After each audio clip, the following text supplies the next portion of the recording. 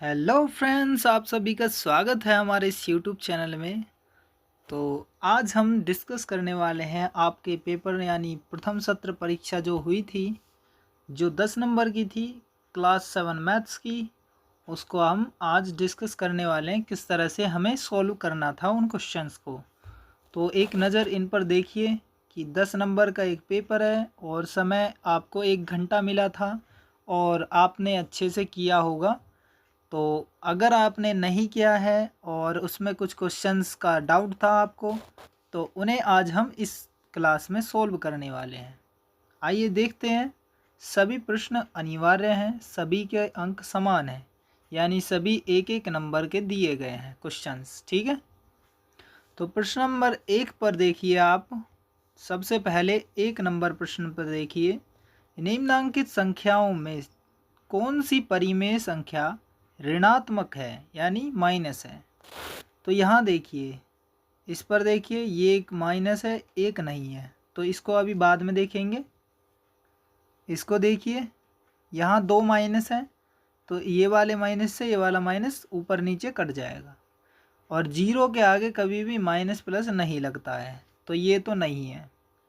और ये माइनस से ये भी माइनस कट जाएगा, तो ये 21/23 है और ये जीरो है खाली, इसके माइनस प्लस आगे नहीं लगता है।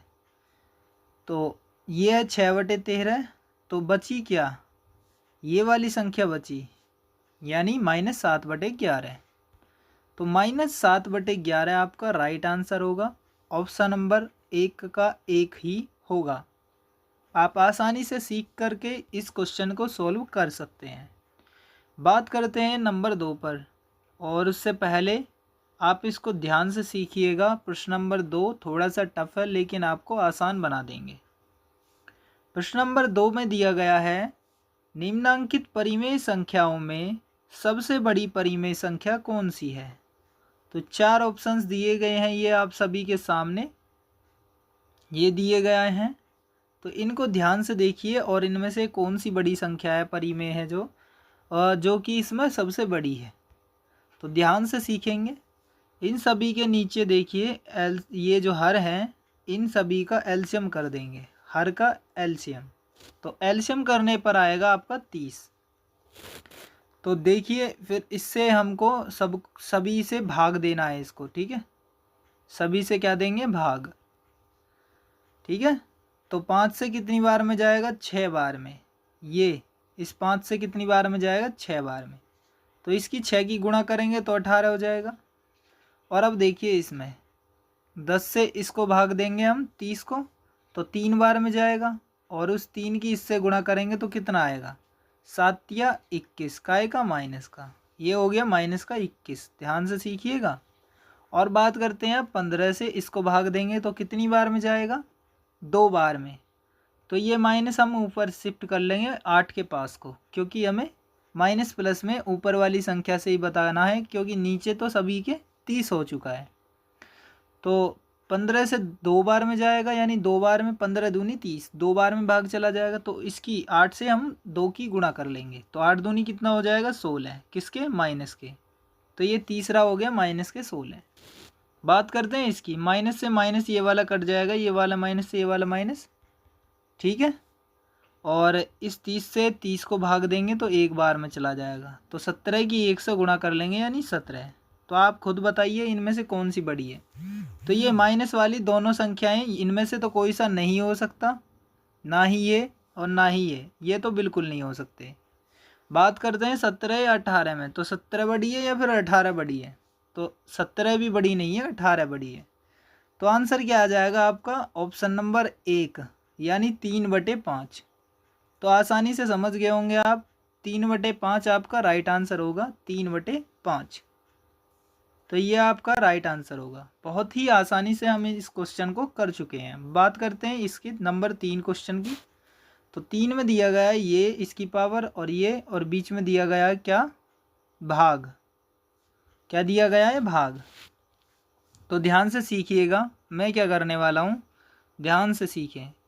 -3 की पावर 4 का मतलब -3 को 4 बार गुणा में लिखिए। तो 3 बार हो चुका है और एक नंबर 4। तो 4 बार लिखने के बाद और यहाँ ये जो भाग का निशान मतलब बटे का निशान लगा दिया है, ये समझ गए होंगे आप, भाग का मतलब बटे, और ये दिया गया है बटे में -3 का स्क्वायर। ठीक है, क्या दिया गया है, ये -3 का स्क्वायर। तो ये जो दिया गया है -3 का स्क्वायर, इसका मतलब है -3 2 बार गुणा में है। ठीक है, -3 से एक -3 गायब, एक -3 से एक -3 गायब, और ये बचे 2। बात करते हैं माइनस और माइनस तो होता है प्लस, और 3 तिया होता है 9। ठीक है, इसकी इससे सीधी गुणा कर दी जाएगी तो क्या आंसर आएगा, 9 आ जाएगा। तो 9 क्या है, यानी तीसरा ऑप्शन दिया गया है, तो आप तीसरे उस ऑप्शन को राइट आंसर मारेंगे, यानी राइट क्लिक करेंगे। राइट आंसर होगा आपका 9, यानी तीन ऑप्शन जो दिया गया है तीसरा ऑप्शन, तो राइट आंसर हो जाएगा नंबर 3, 9 आंसर। ठीक है, नंबर बात करते हैं 4 की, क्वेश्चन नंबर 4 की। इसमें दिया गया है 2, 6, 12, 20, 32 और 42। तो इसके बाद यहाँ क्या आएगा, खाली स्थान दिया गया है यहाँ पर देखिए। तो यहाँ देखिए, यहाँ पर 2 से 4 जुड़ा है, फिर देखिए 6 जुड़ गया है, यहाँ से फिर 8 जुड़ गया है, 8 से फिर 10 जुड़ गया है, 10 से फिर 12 जुड़ गया है। यहाँ पर लिख लेंगे 14 जोड़ करके, तो 42 और 4 46 और 10 56। तो यहाँ क्या आ जाएगा, 56। राइट आंसर क्या होगा यहाँ, 56। तो ये आंसर आपके समझ में बहुत आसानी से आ गया होगा। आपको नीचे भी मैं सिखा दूंगा, और इसकी प्लेलिस्ट भी या फिर इसकी PDF प्लेलिस्ट भी मिल जाएगी। क्लास 6, 7, 8, 9, 10 यानी पेपर के नाम से एक मैंने प्लेलिस्ट बना दी है, तो आप उसमें भी ये वीडियोज देख सकते हैं। ठीक है, और बात करें PDF की, तो इसके आंसर्स भी आप टेलीग्राम चैनल पर ज्वाइन कीजिए। AKG रिवीजन टाइप भी कर सकते हो आप, अन्यथा एक काम और करिए, या फिर हम कर सकते हैं, मतलब कि आप कर सकते हो इस चैनल में, यानी इस वीडियो के डिस्क्रिप्शन बॉक्स में एक लिंक दे दूंगा मैं आपको टेलीग्राम को ज्वाइन करने के लिए। ठीक है, तो उस पर भी आप जा कर के क्लिक करें और आप चैनल को ज्वाइन कर सकते हो बहुत ही आसानी से। तो यहाँ पर क्या आ जाएगा, राइट आंसर 56। बात करता हूँ प्रश्न नंबर 5 पर। तो प्रश्न नंबर 5 को करेंगे हम, यहाँ पर 56 ये राइट आंसर है ना, ये रहा नंबर 4 आंसर ये। तो 56 तो हो चुका है। अब बात करते हैं प्रश्न नंबर 5 पर। तो 5 में पद दिए गए हैं और बारंबारता इस प्रकार दिए गए हैं, ये सही सभी के सभी। ठीक है, सभी के सभी दिए गए हैं इस तरह से। तो इनका हमें करना क्या है, इनका समांतर माध्य निकालना है आपको। समांतर माध्य यानी समान बीज की संख्याएं। तो समान बीज की संख्या कौन सी होगी, तो निकालने के लिए क्या करते हैं, इसको x मान लेते हैं, इसको f मान लेते हैं, यानी ये पद होता है और ये बारंबारता होती है। ठीक है, x ये और f ये। फिर हम करते क्या है, x वाली लाइन इधर, f वाली इधर। तो यहाँ x वाले सभी पद नीचे लिख देते हैं यहाँ पर, और f वाले पद सभी नीचे लिख देते हैं यहाँ पर, और यहाँ लिखते हैं f इंटू एक्स यानी पद गुणा बारंबारता, और इसको लिख करके यहाँ रख देते हैं। फिर हम क्या करते हैं, ये जो f वाली है सभी पद उनको जोड़ करके यहाँ लिखते हैं, और ये जो है गुणा करने के बाद जो आए थे उनको भी हम जोड़ करके यहाँ लिख देते हैं। और फिर हम क्या करते हैं, ये जो पद है उसको ऊपर रखते हैं, और बटे ये वाला पद जो है इसको नीचे रखते हैं। और ये होता है समांतर माध्य का फॉर्मूला। समांतर माध्य का फॉर्मूला हम क्या कैसे करते हैं, यानी समांतर माध्य बराबर होता है, समांतर माध्य बराबर sigma F x upon sigma F होता है। ठीक है, सिग्मा यानी सम, सिग्मा का मतलब है सम, ये संख्या को जोड़ना। तो जोड़ करके एफ की वैल्यू और इसकी वैल्यू लिख दी जाती है, और फिर हम उसे भाग कर देते हैं जो भी आंसर आया था, यानी यहाँ पर जो संख्या थी, यहाँ पर जो संख्या थी, इससे इसको काट करके जो भी आंसर आएगा आप लिख सकते हो। ठीक है, तो इसको मैं आपको नीचे दिखाता हूँ, क्वेश्चन नंबर जो भी है उनको आंसर को सॉल्व करा हुआ दिखा देता हूँ आपको। देखिए, इनकी इससे गुणा कर दीजिए तो 12 आ गया, इसकी गुणा करके 24 आ गया, और इसकी गुणा करके 16 आ गया, इसकी गुणा करके 20 आ गया, और इसकी गुणा करके 72 और फिर इसकी गुणा करके 112। इन सभी को जोड़ करके 256 बैठा और इनको भी हमने जोड़ दिया है तो ये 25 बैठा है। फिर हमने 256 ऊपर रखा है, फिर हमने 25 नीचे रखा है। देखिए इस तरह से, यानी फॉर्मूला अभी मैंने आपको बताया ये रहा। तो ऐसे करने के बाद हम 25 से इसको डिवाइड कर देंगे तो 10.24 आ जाएगा, ये आंसर हो जाएगा। आप समझ चुके हैं बहुत ही आसानी से। अब बात करते हैं प्रश्न नंबर हम 6 की। तो 6 किस तरह से करेंगे ध्यान से सीखिएगा, बहुत आसानी से सॉल्व कर लेंगे। देखिए, एक माइनस है तो माइनस रखेंगे और 6 की 5 से गुणा करेंगे, 6 पंजे 30 और वाई, एक तो वाई 1 है और एक है वाई की पावर 2, तो इनकी आपस में गुणा करनी है। तो वाई का ये जो है अकेला जो होता है ना उसकी पावर 1 होती है, तो गुणा करने पर वाई की पावर हो जाएगी 3।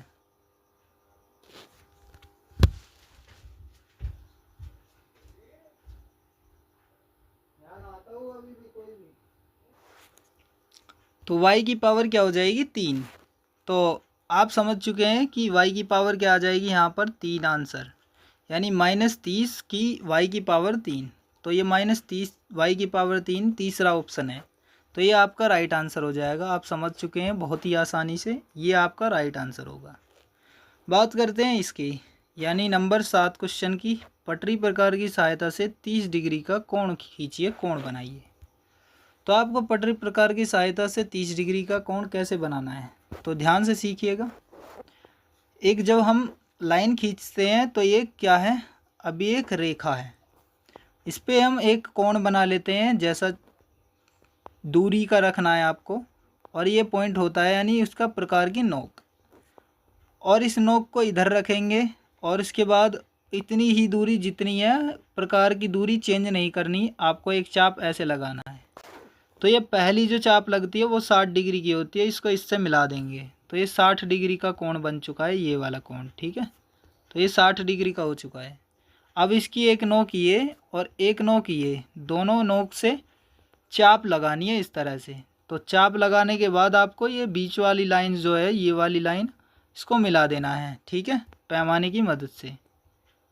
तो ये 30 में इधर बढ़ जाएगी, 30 में इधर बढ़ जाएगी, तो ये 30 वाली ये जो है लाइन, ये वाली लाइन, तो ये वाली लाइन आपको समझ लेनी है कि ये लाइन आपकी हो जाएगी 30 डिग्री की, ठीक है। आप ये समझ चुके हैं कि ये लाइन हो जाएगी आपकी 30 डिग्री की, 30 डिग्री की लाइन। तो इस तरह से आप 30 डिग्री का कोण भी बना सकते हो। आप समझ गए होंगे बहुत ही आसानी से। तो हम बात करते हैं प्रश्न नंबर 8 पर। प्रश्न नंबर 8 में दिया गया है, आप देख सकते हो कि प्रश्न नंबर या क्वेश्चन नंबर 8 में दिया गया है ये, इसको हमें सरल करना है। तो संख्या की संख्या से गुणा कीजिए, क्योंकि गुणा ही दी गई है। तो 3 पंजे होते हैं 15, और ये y है 3 बार दी गई है, तो y की पावर 2 दी गई है, y की पावर 3 दी गई है और y की पावर 1 है, ठीक है। तो इसको एक को हम समझते हैं कि 1 लिख लेते हैं। तो 2 ये, 3 ये और 1 ये, कितनी हो गई हैं, तो 6 हो गए। तो y की पावर कितनी हो जाएगी 6। आप समझ चुके होंगे बहुत ही ध्यान से। तो y की पावर देखिए, 3 पंजे क्या हो जाएगा 15 और y की पावर क्या हो जाएगी 6। तो ये आंसर हो गया आपका। इतनी आसानी से आपने क्वेश्चन को सॉल्व कर लिया, ये आपका राइट आंसर हो जाएगा आप अपनी कॉपी में जब लिखते हैं, ठीक है। इस तरह से आपको सॉल्व करना है पेपर को। अब बात करते हैं प्रश्न नंबर 9 पर। तो प्रश्न नंबर 9 को भी देखेंगे। 10 सेंटीमीटर माप के रेखाखंड को पटरी प्रकार की सहायता से 4 बराबर भागों में बांटना है। तो 4 बराबर भागों में किस तरह से बांटेंगे आप, तो ध्यान से देखिएगा। तो पटरी प्रकार की सहायता से आपको एक रेखा 10 सेंटीमीटर माप को नाप करके और इसे 4 भागों में बांटना है। तो ध्यान से देखेंगे, एक लाइन हमने ड्रॉ कर ली, तो उसे हमें 4 भागों में बांटना है, और वो कितनी है 10 सेंटीमीटर की थी, ठीक है। यहाँ एक पॉइंट, यहाँ एक पॉइंट, आपको इस तरह से चाप लगानी है, इस तरह से। और फिर ये जो लाइन आती है ये वाली बीचों बीच इसके, ये वाली लाइन, तो ये आपकी हो जाएगी इधर 5 और इधर 5। तो 5 ये हो गई है, 5 ये हो गई है, यानी अभी आपने 2 भागों में बांट लिया है। अब बात करते हैं ये वाला पॉइंट, बीच वाला ये और ये वाला पॉइंट, ठीक है। आप दूसरे कलर में देखिए, ये वाला पॉइंट और ये वाला पॉइंट, और ये वाला पॉइंट। तो ये पॉइंट से आपको बीच में लाइंस खींच लेनी है, देखिए ऐसे, इस तरह से, इस तरह से। फिर ये वाला, ये बीच का पॉइंट और ये वाला बीच का पॉइंट, इसको मिला देंगे सीध में। समझ चुके हैं आप? इस तरह से। ऐसे ही इसमें करेंगे, इसमें भी लाइंस।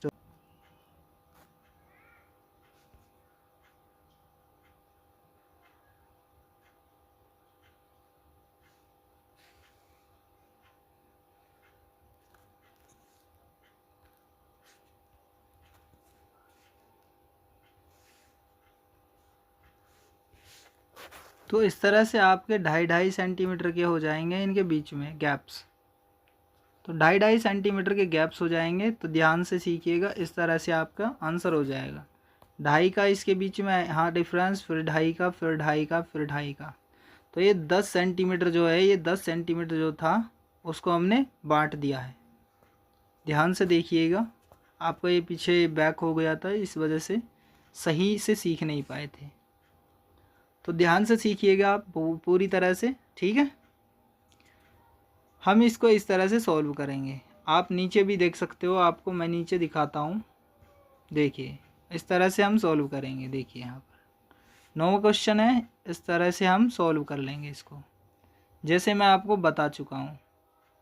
लेकिन आपको पैमाने की मदद से 10 सेंटीमीटर को नापना ज़रूर है, और इसके बाद ही प्रकार की सहायता से ऐसे सर्कल को ड्रॉ करके इसके बीचों बीच वाली लाइन पैमाने की मदद से लिख देनी है। तो 5 ये हो जाएगी, 5 ये हो जाएगी।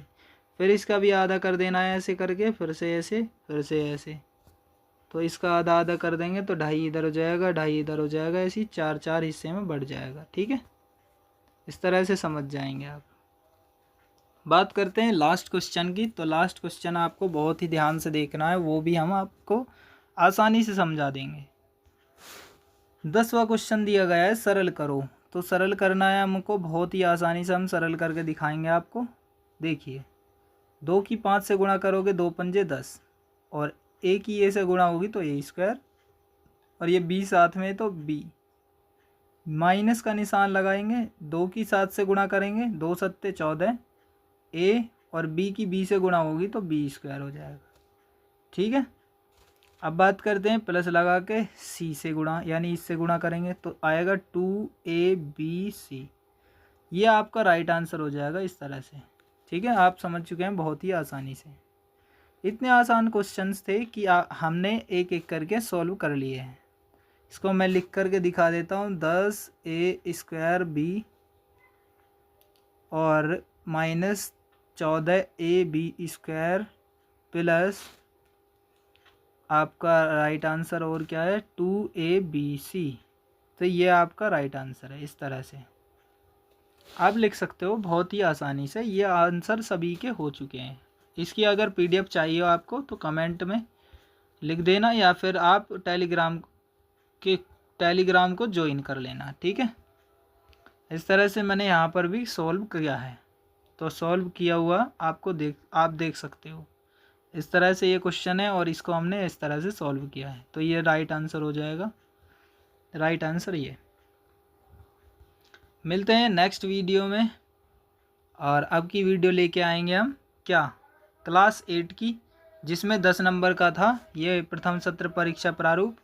तो 8वीं क्लास के लेके आएंगे। तो आप 8वीं क्लास के लिए भी तैयार रहिए, बहुत ही बेहतर तरीके से मैं आपको सिखाऊंगा, ठीक है।